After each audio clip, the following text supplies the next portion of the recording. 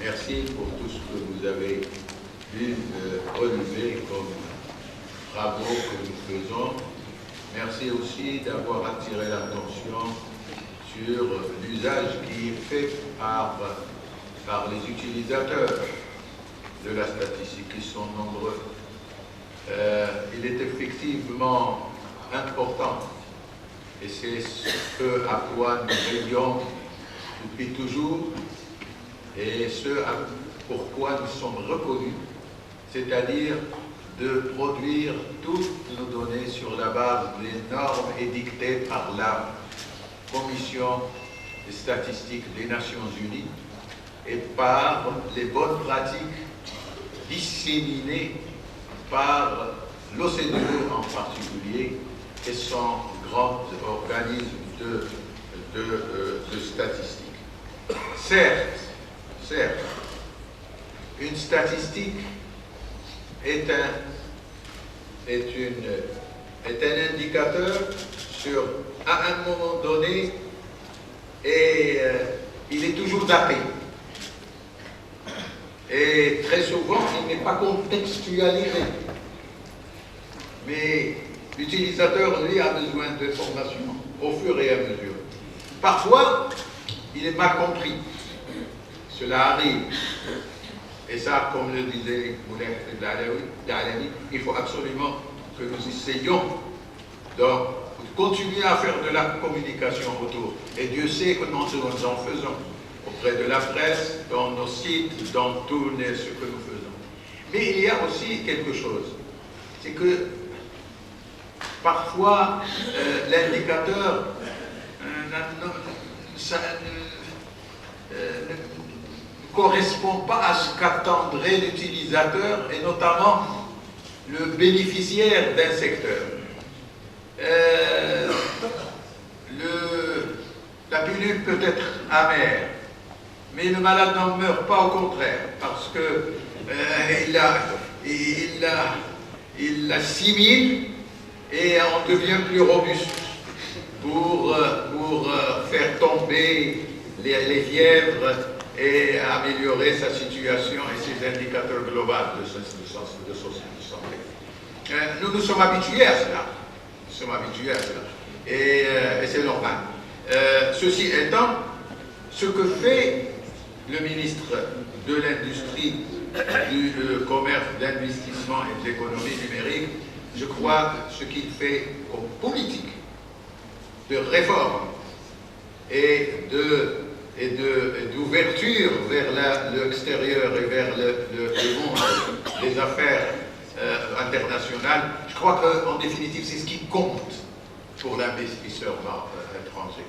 L'investisseur étranger, pour lui, les indicateurs statistiques, ici ou là, sont souvent Sarah Milben. C'est-à-dire que cela nous permet de connaître un petit peu ce qui se dit. Mais sachez très bien que ce que nous faisons est repris par de grands organismes ou éventuellement rectifié par de grands organismes qui, eux, sur le plan international, ont un poids autrement plus important que le ACP.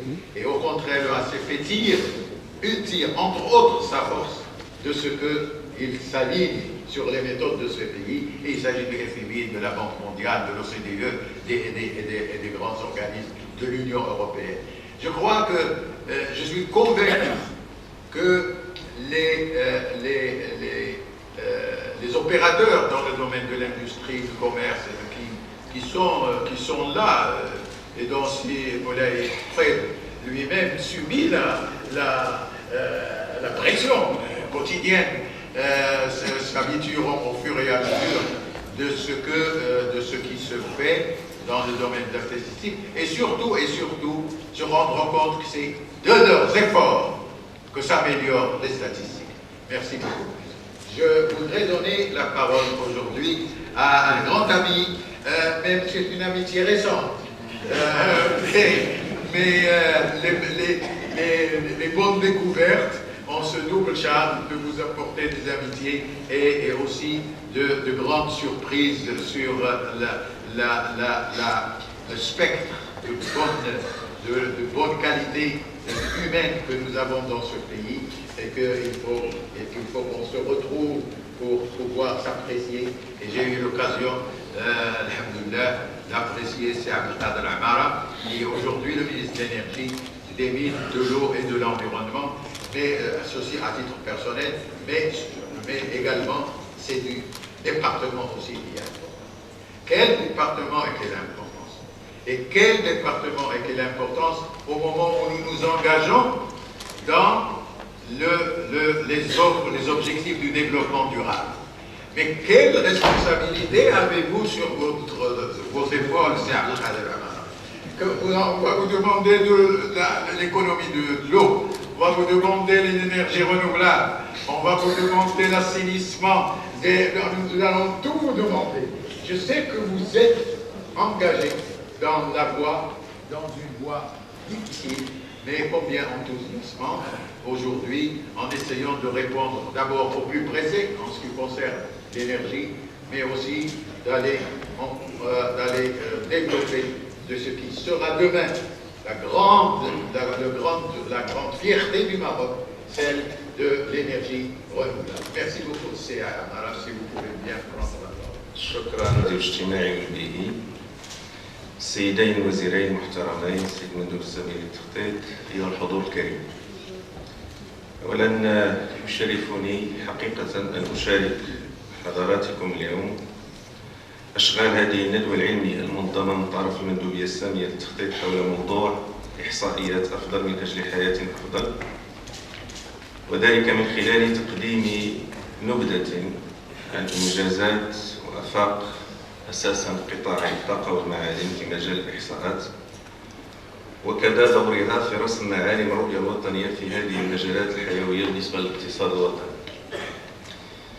أيها السادة والسيدات، لا يخفى عليكم أن الإحصائيات وكما تفضل بها المتدخلون من قبلي تعتبر من أهم الركائز التي تتوقف عليها التنمية السياسية والاقتصادية والثقافية لكل المجتمعات، وللإحصاء حصة أساسية من عمل الدول والمؤسسات والمنظمات السياسية والاقتصادية والاجتماعية عالميا ودوليا ومحليا. فكثيرا ما يرتهن مصير مشاريع أو قرارات كبرى بالنتائج التي يقدمها الإحصاء في مجال معين. وبشكل عام فإن افتقاد المعطيات الإحصائية في مجال من المجالات يمنع من التأكد من استجابة أي مشروع للواقع، كما يحول دون تحديد مدى نجاحه أو إخفاقه، ويجعل في الإقدام عليه شيئا من المخاطرة. لذا فنحن ندرك أن نجاح أي استراتيجية قطاعية يعتمد على الجهود الكبيرة التي تبذل في إعداد ومتابعة وتقييم هذه الاستراتيجية من خلال توفير إحصاءات شاملة ودقيقة في شكل أرقام ومؤشرات إحصائية تعكس الصورة الحقيقية للوضع الحالي، إضافة إلى التوقعات والتقديرات للاحتياجات المستقبلية. ومن هذا المنطلق فإن وزارة الطاقة والمعادن والماء والبيئة كما لا يخفى تولي أهمية كبيرة للإحصاءات بصفة عامة، وذلك من أجل تتبع وتقييم سياساتها في قطاعات الطاقة والمعادن والماء والبيئة، كما أن عينها ترصد تحركات السوق الدولية خاصة في مجالات الطاقة والمعادن. إن قطاع الطاقة والمعادن على وجه الخصوص من القطاعات الإنتاجية الحيوية الرئيسية ببلاده، فهما يساهمان بشكل ملموس في تكوين الناتج الداخلي الخام بنسبة تناهز 10%، كما أن الصادرات المعدنية والطاقية مثلت 24% من قيمة مجمل الصادرات الوطني برسم سنة 2014، كما يعتبران من الأنشطة التي تتطلب استثمارات ضخمة تحفها نسبة كبيرة من المخاطرة. فبالرغم من الظرفية العالمية المطبوعة بالترقب والركود الاقتصادي، فقد تمكن المغرب من إنجاز استثمارات مهمة بلغت بين 2008 و 2013 حوالي 51 مليار درهم في ميدان الطاقة، 62 مليار درهم في القطاع المعدني، كما يوفر قطاع الطاقة والمعادن ما يزيد عن 80,000 منصب شغل، نصفها في القطاع المعدني. وفيما يتعلق بالطاقات المتجددة، تمت بلورة استراتيجية طاقية طموحة تنفيذا لتعليمات صاحب الجلالة منحت لتطوير استعمال الطاقة المتجددة وللتنمية المستدامة مكانة متميزة وأولوية بالغة، وذلك لتمكين بلادنا من تأمين التزويد بالطاقة وتخفيض تبعيتها الطاقية والحفاظ على البيئة وضمان التنمية المستدامة. وفي إطار تفعيل هذه الاستراتيجية تمت بلورة برامج طموحة في مجال الطاقة المتجددة، والتي ستمثل 42% من القدرة الكهربائية المنشأة في أفق 2020، وهو رقم غير مسبوق على المستوى الجهوي، وذلك بتطوير قدرة تصل إلى 2000 ميجاوات بالنسبة لكل من الطاقة الشمسية، و2000 ميجاوات للطاقة الريحية، و2000 ميجاوات للطاقة الكهرومائية. ويقدر الاستثمار الإجمالي لمجموع هذه البرامج التي سيتم إنجازها بشراكة مع القطاع الخاص بحوالي 13 مليار دولار في أفق 2020، وهو ما يفوق 50% من الاستثمارات الإجمالية في قطاع الطاقة. وعرفت هذه البرامج تقدما في الإنجاز وفق البرمجة المحددة في الاستراتيجية الطاقية. كما أن هذه الاستراتيجية حددت معالم خطة وطنية في مجال النجاح الطاقية كأولوية وطنية، حيث تتم مواصلة التدابير والبرامج التي تهدف إلى ترشيد الاستهلاك الطاقي وإدماج تقنيات النجاح الطاقي بشكل مستدام على مستوى جميع القطاعات المستهلكة للطاقة، بغية تحقيق اقتصاد في الطاقة بنسبة 12% في أفق 2020 و15% في أفق 2030.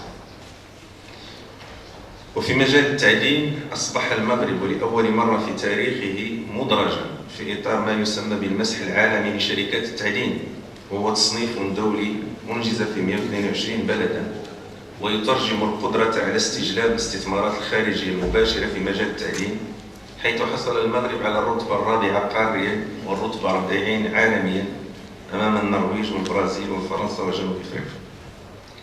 وفي هذا الإطار واعتبارا لما توليه الوزارة من أهمية بالغة للمعلومة الإحصائية، فقد تم إحداث مديرية مركزية داخل الوزارة تعنى بإعداد ونشر الإحصاءات المتعلقة بقطاع الطاقة والمعادن، وكذا بإنجاز دراسات استشرافية تهم هذا القطاع، حيث أن هذه المديرية التي أطلق عليها اسم مديرية الرصد والتعاون والتواصل تعمل على تعزيز وتحسين النظام الإحصائي للقطاعين المذكورين، من خلال أولا تجميع معطيات تفصيلية حول إمداد واستهلاك الطاقة ببلادنا، المساهمة في إعداد وصياغة الخطط المستقبلية لتنمية قطاع الطاقة والمعادن، توفير الأرقام والمؤشرات الإحصائية الضرورية لمتابعة وتقييم سياسات القطاع، إعداد البيانات الإحصائية الدقيقة والشاملة الضرورية لإنجاز الدراسات الاستشرافية حول الطلب والعرض الطاقيين، تتبع تغيرات أسعار المواد الأولية الطاقية والمعدنية، ثم وضع المعطيات الطاقية والمعدنية رهن إشارة الفاعلين في القطاع وكذا المؤسسات الدولية والوطنية، وذلك عن طريق البوابة الإلكترونية أساساً.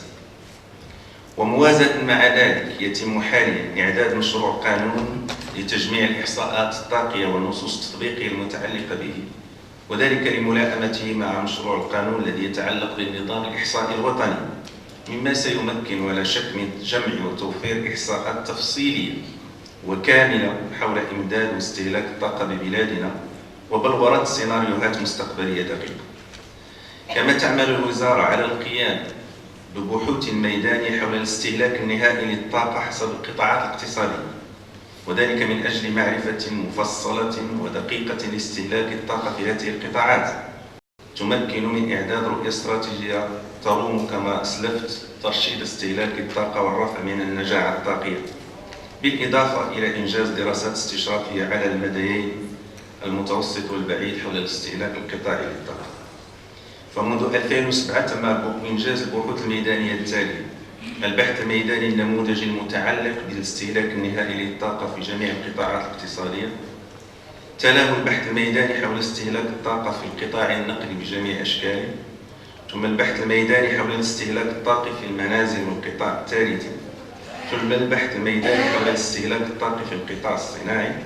ويتم حاليا الإعداد لإطلاق البحث الميداني حول استهلاك الطاقة في القطاع الفلاحي، والذي لا يخفى عليكم مدى أهميته، والذي من المتوقع إن شاء الله أن تظهر نتائجه خلال سنة 2016.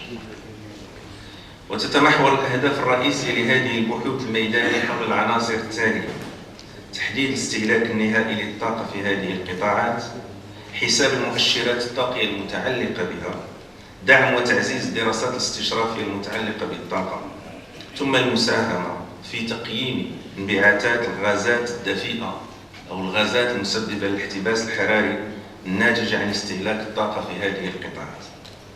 وإضافة إلى البحوث الميدانية السالفة الذكر، تعمل الوزارة حاليا على إنجاز استطلاع للرأي لمعرفة مدى إلمام الأسر المغربية بقضايا الطاقة، وذلك بتمويل من برنامج الأمم المتحدة للبيئة.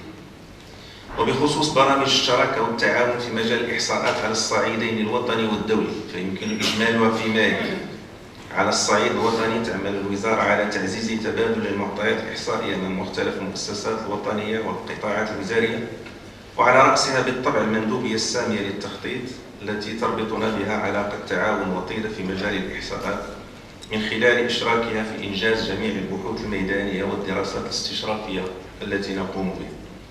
وعلى الصعيد الدولي، تسهر الوزارة على تقوية شراكتها وتعاونها مع المؤسسات الدولية التي تعنى بالإحصاءات الطاقية والمعدنية من خلال تبادل المعطيات والخبرات. نخص بالذكر الوكالة الدولية للطاقة التي هي مرجع على المستوى الدولي، ثم المديرية العامة للطاقة والمناخ الفرنسية، وكالة الإحصاء الأوروبية، قسم الإحصاء للأمم المتحدة، وبرنامج الأمم المتحدة للبيئة. وفي هذا الصدد لا يفوتني أن أشيد بما تم إنجازه من طرف الوكالة الدولية للطاقة خلال سنة 2014، والمتعلق بالمراجعة المعمقة للسياسة الطاقية الوطنية في أفق سنة 2030. وتعتبر هذه الدراسة الأولى من نوعها التي تقوم بها هذه الوكالة في إفريقيا ومنطقة الشرق الأوسط. وقد تم التنويه من خلال هذه الدراسة بالاختيارات الاستراتيجية لبلادنا، خاصة فيما يتعلق بإدخال الطاقات المتجددة في الباقة الطاقية. أما على صعيد التعاون الجهوي في مجال الإحصاء، فقد عملت الوزارة بالتنسيق مع المندوبية السامية للتخطيط على المشاركة الفعالة والناجحة في مختلف البرامج الإحصائية الجهوية، وخاصة برنامج ميدستات إنرجي الذي يهدف إلى توحيد المعايير والمفاهيم الإحصائية في المنطقة المتوسطية. وقد مكن هذا البرنامج من تكوين الكفاءات ودعم الخبرات الوطنية في مجال الإحصاء الطاقي، إنجاز الحصيلة الطاقية حسب المعايير الدولية، إعداد المؤشرات الطاقية، وتحديد مناهج البحوث الميدانية حول الاستهلاك النهائي للطاقة. وبخصوص الآفاق المستقبلية، فإننا عاقدون العزم على توفير أسباب النجاح وتخصيب النوايا الحسنة من خلال العمل على تحسين جودة الإحصاءات الطاقية والمعدنية، تقوية قدرات الوزارة في مجال الإحصاء، استكمال التوصان القانوني لتجميع الإحصاءات الطاقية والمعدنية، وتعزيز التعاون في مجال الإحصاء على المستويين الوطني والدولي، ومواصلة تنفيذ البرامج الإحصائية الإقليمية والجهوية. وفيما يخص انتظارات من المندوبية السامية للتخطيط، فإننا نريد أن تتعزز أوجه التعاون بيننا في ميدان الإحصاء، خاصة فيما يتعلق بتعزيز المنظومة الإحصائية لقطاع الطاقة والمعادن، وتزويد المندوبية السامية لوزارتنا بالمعطيات السوسيو-اقتصادية المفصلة والضرورية لإنجاز الدراسات الاستشرافية، وإمداد وزارة الطاقة والمعادن بالمعطيات السوسيو-اقتصادية الخاصة بهذين القطاعين بما فيها الحسابات الوطنية المفصلة لهذا القطاع. أيها السيدات والسادة، إن حدة النقاشات التي قد تكون لنا في بعض الحالات مع المندوبية السامية للتخطيط لا تفسد للود قضية، فكما يقال أنه لا يجب أن يحجب عنا حقيقة العمل الجبار الذي يقوم به أطر المندوبية. ولهذا فأنا أجدد لهم الشكر، وأجدد الشكر للسيد المندوب السامي على دعوته الكريمة لحضور أشغال هذه الندوة العلمية القيمة، متمنيا لكم النجاح والتوفيق، كما أشكركم سيداتي سادتي على حسن الاستماع.